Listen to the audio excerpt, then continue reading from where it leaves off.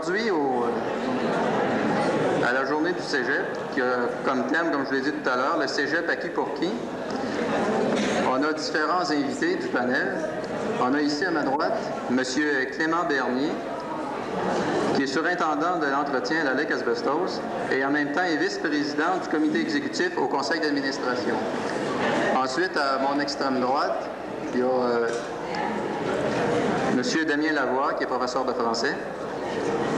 À ma gauche, il y a M. Serge Gagnon, travailleur au Coopéry, et en même temps les présidents du syndicat du commerce et de l'épargne de la région de Thetford. Ensuite, il y a M. Claude Précourt, qui est directeur de l'enseignement de l'éducation permanente ici au collège. Donc au début, chaque panéliste va faire une présentation sur le thème qui dure à peu près 5 minutes. Ensuite, vous serez appelés à poser des questions. Vous avez peut-être remarqué que sur le panel, il n'y a pas d'étudiants présentés. La raison est bien simple, c'est que vous êtes ici dans la salle, vous aurez l'occasion de participer amplement en posant des questions et en participant du mieux que vous pourrez. Donc, je vais laisser la parole à quelqu'un qui veut commencer.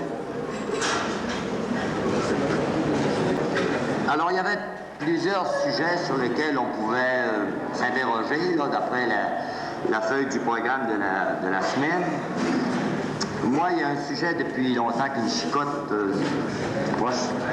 Il y a un sujet depuis longtemps qui me chicote au point de vue éducation. J'ai déjà réfléchi avec un certain nombre de professeurs dans un cours qu'on avait suivi ici au collège, il y a 3 ou 4 ans.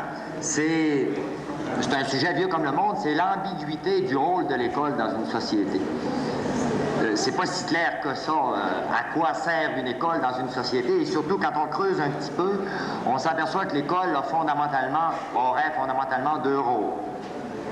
Un rôle intégrateur et un rôle personnalisateur. Donc, pour simplifier, le rôle intégrateur, serait le rôle de servir de véhicule à des idées reçues dans une société, à des idées acceptées dans la société, à répandre les valeurs de cette société-là. Ça serait aussi le rôle de répondre aux besoins d'une société donnée. Besoins économiques, besoins d'efficacité, de rentabilité, besoins des industries, besoins du vivre et du manger, etc. Là. Et il est arrivé souvent, quant à ce rôle-là, que l'État, par peur du second rôle, qui est le rôle de personnalisateur, que l'État, certains États autoritaires ou en état de crise, en tout cas, ont coupé le deuxième rôle, qui est le rôle personnalisateur, pour s'en tenir au rôle intégrateur, pour faire en sorte que les écoles manufacturent ce dont la société a besoin, sans trop de risques de perturbations sociales, politiques, économiques, etc. Alors, premier rôle, le rôle intégrateur, qui en soi n'est pas un mauvais rôle, et bien sûr qu'on ne vit pas de l'air du temps. Il y a un deuxième rôle, comme je viens de le dire, qui est le rôle personnalisateur, qui serait, on peut prendre plusieurs termes, là, une espèce d'éveil à la connaissance de soi. Les anciens Grecs disaient « connais-toi toi-même ». C'est le but de toute existence, ça devrait l'être. Et aussi à la connaissance du milieu dans lequel on vit. Donc, grosso modo, ça serait le deuxième rôle. Et ce rôle-là, il est bien sûr qu'il ne s'arrête pas à connaître, il s'arrête aussi à porter des jugements sur soi et sur la société qui nous entoure, donc qui débouche sur un certain esprit critique.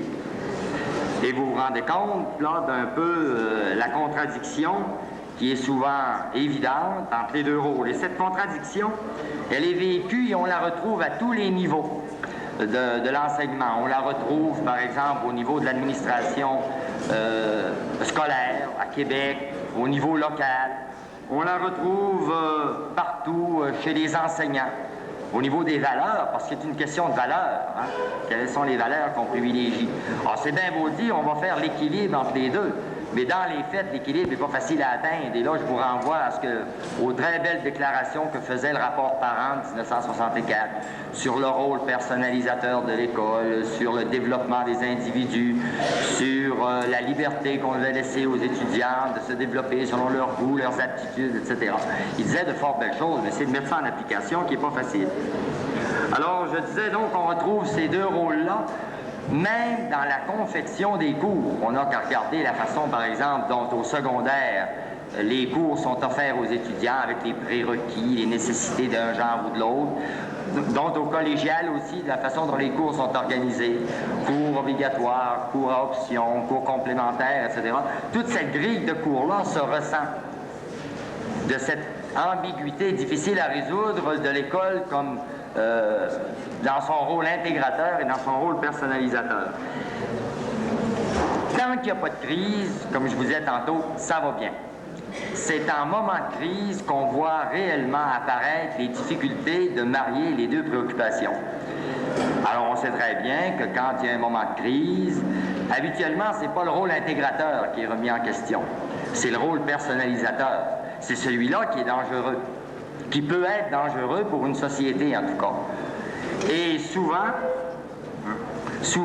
on va prendre ceux qui identifient les problèmes comme étant les causes ou les responsables de l'existence des problèmes. C'est vieux comme le monde, hein? Dans certaines sociétés, ceux qui annonçaient les mauvaises nouvelles, on les assassinait. Hein? Parce qu'ils annonçaient les mauvaises nouvelles et on pensait faire disparaître la mauvaise nouvelle en tuant celui qui l'amenait, la mauvaise nouvelle.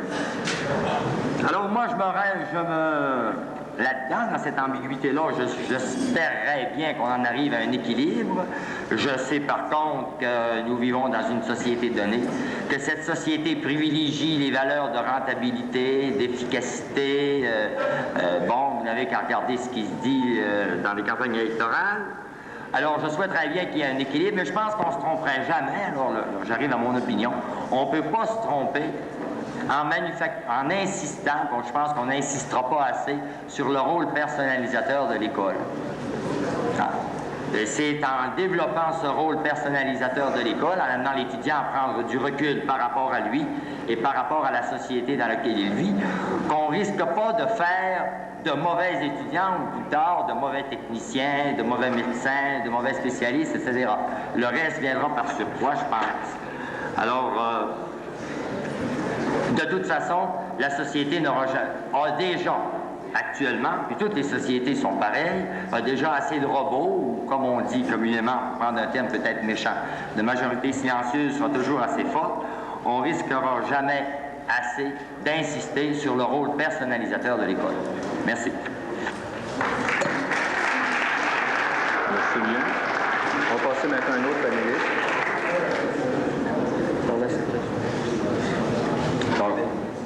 Le cégep à qui et pour qui? La réponse à ces deux questions peut être différente dépendant à qui on pose la question.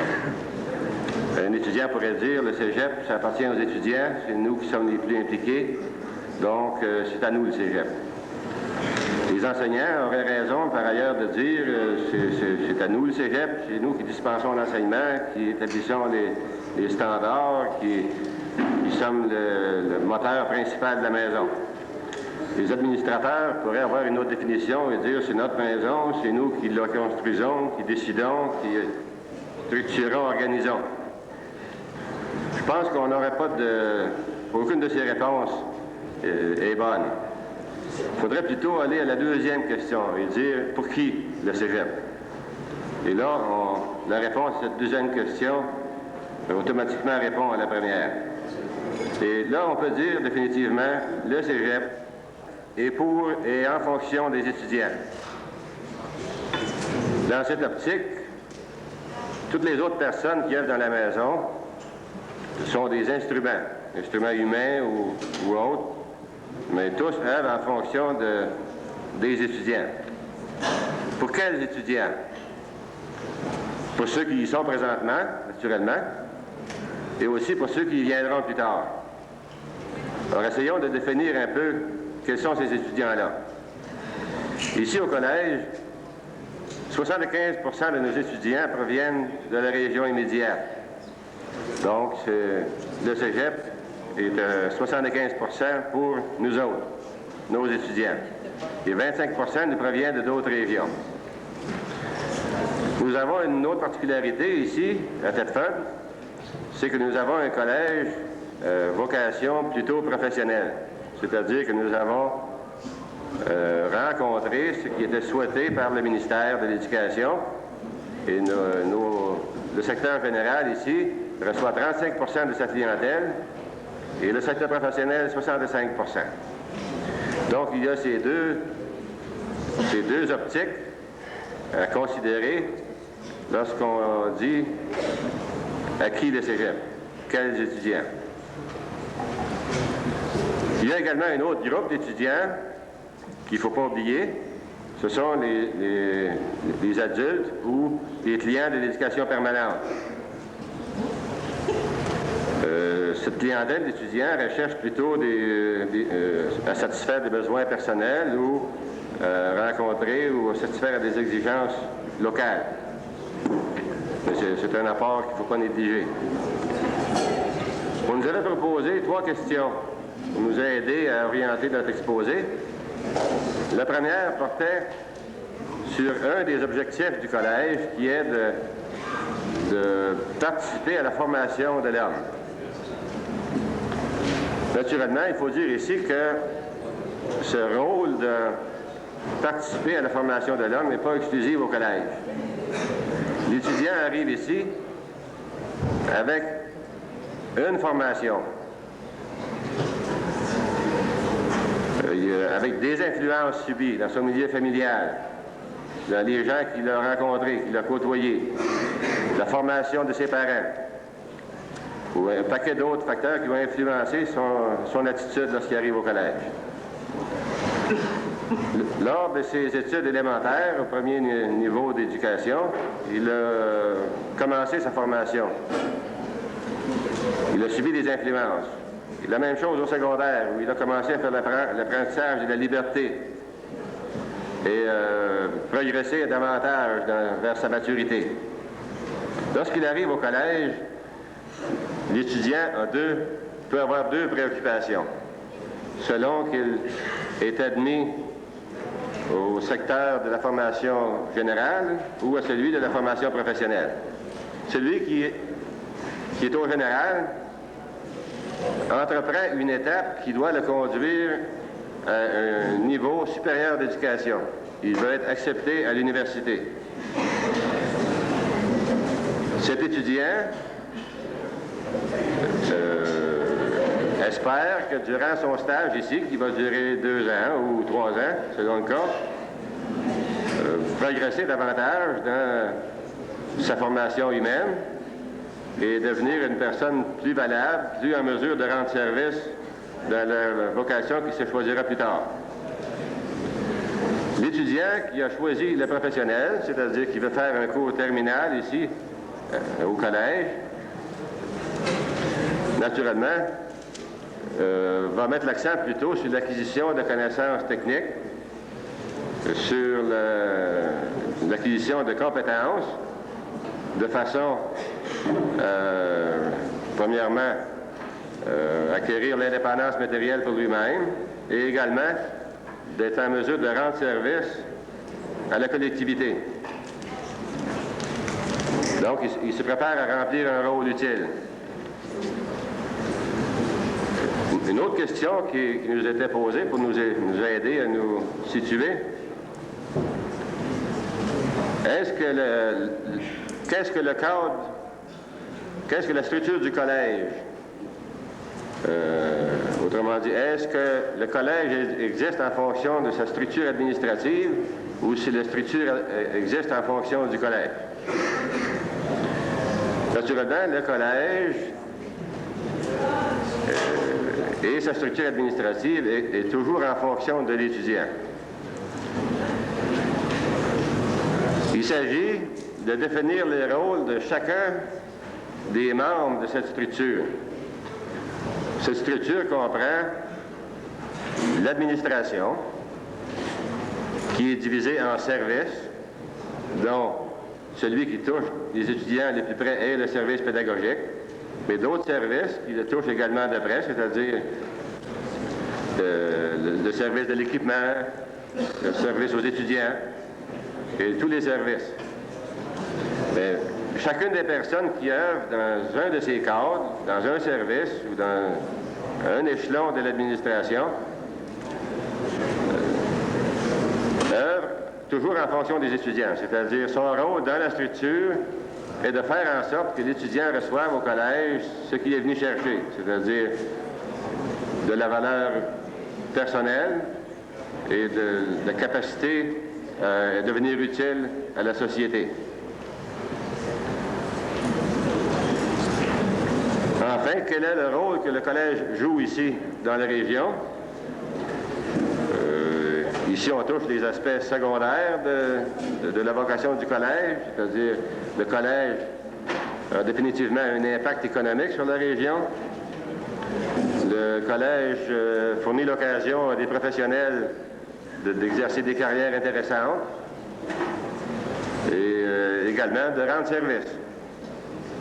Alors, je pense que tout ce qui se dégage de la notion collège, c'est que les personnes qui œuvrent dans le collège, soit comme enseignants, comme administrateurs ou comme membres d'un des services, c'est d'essayer d'être utile et à l'étudiant et de faire en sorte que le collège lui procure ce qu'il est venu chercher ici.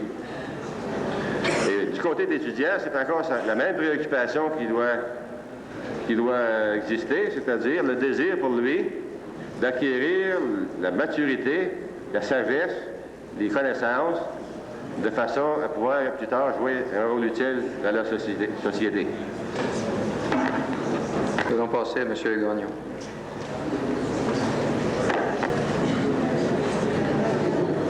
Ça marche? Y a-t-il un boycottage de micro? Bon. Le cégep acquis. Bon, actuellement, le cégep, c'est au gouvernement. Puis ils sont là au service des multinationales. Moi, je parle en tant que travailleur. J'ai jamais vécu dans un cégep. Puis, ce que je pense du monde des cégeps, vous autres sites, moi je dis c'est une gang d'intellectuels.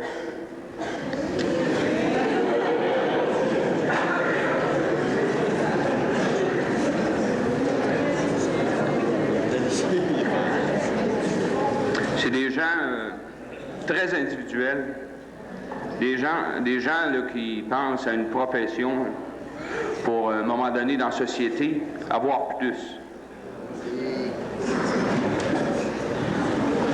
Puis on devrait plutôt former des étudiants là, du monde quand vous allez arriver dans la société, qui devraient penser davantage au sens collectif, l'être plus, puis arrêter de penser tout le temps côté argent.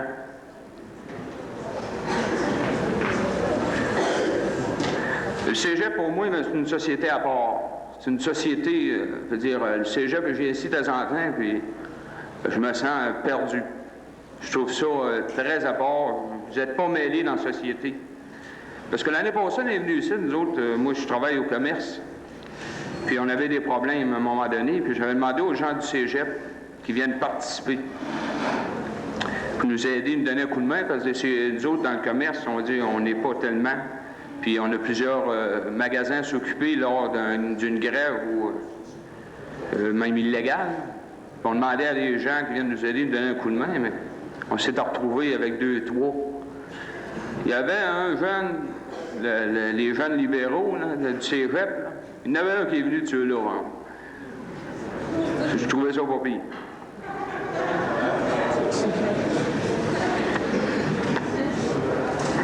En tout cas, je dis que les gens du cégep, là, on devrait davantage là, être au service des travailleurs. Puis les futurs avocats, médecins, les infirmières, il y a des problèmes dans la région. Puis, qu'est-ce que vous allez faire pour les travailleurs? Ben non, si vous allez faire comme les autres, des avocats professionnels, là, être là toujours, mais ils sont là, eux autres, pour le service des travailleurs, mais en réalité, ils vont exploiter le travailleur. Et puis, ils vont protéger toujours aussi, je ne sais pas, une action contre un multinational comme l'Asbestos Corporation ou la Lake. Je veux dire, l'avocat, ben, il n'ira pas tellement au bout pour défendre le travailleur. Il va falloir qu'on s'en forme, ça va être dans les cégeps, qu'on va en former. Puis il va falloir qu'on pense collectivement. Puis aussi, pour finir, là, il y a le programme de la semaine, ça a été bien intéressant. Mais une affaire, en tout cas, que je regrette, c'est qu'il n'y a rien dans le programme pour évaluer. Une évaluation, une analyse de la semaine, parce que vous avez eu un certain portrait de la région cette année face au conflit qui s'en vient. Puis, pour que tous les étudiants embarquent, il aurait dû y avoir une autre semaine pour évaluer, puis dire c'est quoi qu'on fait, nous autres, comme étudiants, puis c'est décidé par les étudiants face au conflit, ou même pas face juste au conflit, mais dans l'avenir, que c'est qu'on fait. On ne voit jamais, c'est bien rare, là, je sais qu'hier, j'étais ici, entendais parler, là, à un moment donné, qu'il y avait un comité d'appui là, aux travailleurs de l'Asbestos Corporation, en tout cas pour les mines, là, pas juste l'Asbestos Corporation. Puis il disait, bien là, restez dans la salle, ceux qui voudraient participer, embarquer dans ce comité-là. Bien, je veux dire, ce serait le fun, en tout cas, que vous preniez du temps pour faire une évaluation. Puis j'espère que les étudiants du cégep, un jour, vont changer d'opinion sur eux autres. Parce que, je veux dire, c'est pas du mauvais monde, parce que je jase des fois avec du monde du cégep, puis... il y a une fille qui est venue ici, puis c'est un futur médecin. Puis elle m'a dit carrément en pleine face que le jour qu'elle va être médecin, c'est qu'elle va pouvoir... puis elle va les exploiter, les mineurs. Puis elle va venir s'installer ça dans le coin, puis elle va les exploiter parce qu'elle veut de l'argent. En tout cas, je trouvais ça regrettable. J'espère que c'est pas tout le monde qui est de même. Puis en tout cas, j'espère que le cégep va être davantage au service des gens de la région. Merci. Merci, M. Gagnon. On va maintenant passer à M. Brécourt.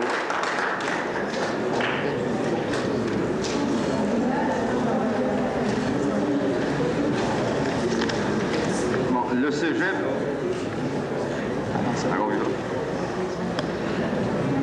Le cégep, à qui, pour qui? Ben, dire le cégep à qui, ça je ne répondrai pas, c'est pas ma fonction, et même si on me l'a demandé, je ne répondrai pas quand même. Mais pour qui, le cégep, c'est pour des adultes. L'étudiant régulier, comme l'étudiant qui vient chercher des crédits ou des cours ou des programmes de soir, c'est un adulte. Et à ce fait, le cégep devra, très bientôt, intégrer l'éducation des adultes, comme on dit, et deviendra un cégep d'éducation permanente. C'est pas des 20 mots que je dis là. Le cégep va intégrer l'éducation des adultes pour devenir un cégep d'éducation permanente. Il y a des choses que peut-être vous ne connaissez pas. C'est qu'il y a une existence, il existe des programmes actuellement pour des adultes, des programmes qui sont passablement différents de ceux de l'étudiant régulier. Des programmes que l'on donne à des étudiants qui n'ont qu'une seule différence avec vous, c'est d'avoir été au minimum une année sur le marché du travail. Des programmes qui sont plus, et là je prononce un mot là, qui sont plus sur mesure. Sur mesure avec le monde du travail. Sur mesure aussi avec l'étudiant lui-même. D'accord? Alors ça, c'est la première intervention. Le cégep, c'est pour des adultes, pour des personnes qui sont capables de prendre leurs choses en main, leur propre réalité en main. Ça, c'est la première chose. Deuxième réalité qu'il faut bien dire. Le cégep n'est pas la seule institution de la région à dispenser de l'éducation. Il existe un nombre, je dirais même peut-être incalculable, d'activités éducatives qui se font dans la région et qui ne sont pas dispensées par le collège et qui vivent marginalement au collège et qui vivent très bien même. Alors ça, le collège, à ce moment-là, doit déboucher, et ceci très bientôt. Nous sommes d'ailleurs à l'éducation des adultes en train de le faire, en quelque sorte, doit déboucher sur la population pour aller, en quelque sorte, prêter un peu main forte à ces différentes activités éducatives qui se font dans la population. Exemple, les associations à but non lucratif, les clubs sociaux, etc., ont de nombreuses activités éducatives. Et nous y avons participé pour la première fois cette année. Puis ce mouvement de participation avec la population, nous allons l'amplifier très bientôt. De même, la participation aussi de la population. En retour, la participation de la population va s'amplifier à l'intérieur du collège ici. Et la différence, c'est-à-dire la marginalité dans laquelle l'éducation des adultes vit actuellement dans le collège ici. La marginalité, c'est-à-dire qu'on n'en sait à peu près rien, à moins d'y appartenir comme moi, cette marginalité-là va disparaître. D'accord? Troisièmement, le collège n'est plus, pour reprendre un terme islamique, n'est plus le El-Azhar de la région. C'est plus le temple de la sagesse de la région. C'est plus le dispensateur de toutes les vertus, le dispensateur de toutes les connaissances. Dans ce cadre, le cégep devient ou deviendra très bientôt un instrument dont la population va se servir. Ça deviendra tout simplement, comme je disais à quelqu'un hier, celui qui m'a invité du moins là, à venir ici, ça deviendra une espèce de tas de briques. Un tas de briques, un tas d'équipements, un tas de documentation, un tas de personnes ressources qui vont, tout simplement, dont la population va se servir. Ça vous montre le nouveau sens qu'à mon opinion, va avoir l'éducation très bientôt. La population va se servir elle-même et non pas nous allons servir à la population. C'est un sens tout à fait différent. D'autre part, le collège n'est pas un milieu de vie.